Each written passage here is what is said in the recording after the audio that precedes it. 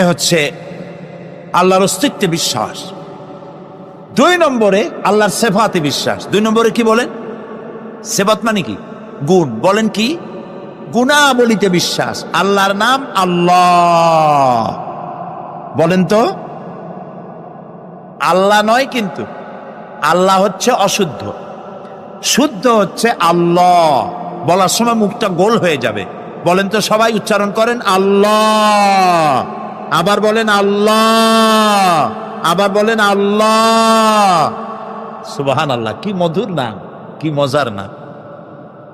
কোন বান্দা যদি অন্তরের অন্তঃস্থল থেকে একবার যদি বলে আল্লাহ, আল্লাহ রাব্বুল আলামিন 70 বার সাড়া দিয়ে জিজ্ঞেস করেন, বান্দা কি চাও, আমি শুনছি। আল্লাহ হচ্ছে ইসমে জাত, আর সিফাতি নাম হচ্ছে বাকি 98টা নাম। মোট ওয়ালাহুল আসমাউ হুসনা, আল্লাহ তাআলা রয়েছে পবিত্র নাম, অনেক নাম, 99টা নাম। কয়টা নাম? আল্লাহ হচ্ছে ইসমে জাত। এই যে আমরা অনেক সময় খোদা বলি, খোদার কসম, খোদার কিরা, খোদা হাফেজ বলি না আমরা? এই খোদা শব্দ যতটা সম্ভব এই শব্দ উচ্চারণ থেকে বিরত থাকা উচিত, কারণ আল্লাহর 99 নামের মধ্যে খোদা বলে কোনো শব্দ নাই।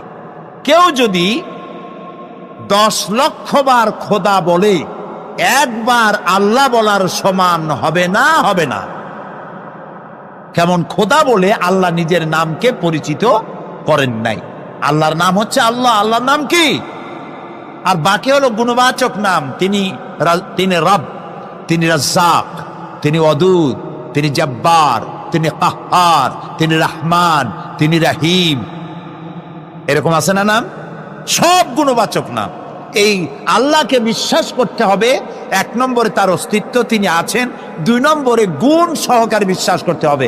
আমরা পানিকে বিশ্বাস করি সে চুবাইয়া ডুবাইয়া মারতে পারে, এই হিসাবে বিশ্বাস করি, ঠিক না? আগুনকে বিশ্বাস করি সে পোড়ায় মারতে পারে। সাপকে বিশ্বাস করি সে দংশন করলে আমি মরে যেতে পারি, ঠিক কিনা? এইভাবে প্রত্যেকটা জিনিসের গুণ সহকারে তাকে বিশ্বাস করতে হয়।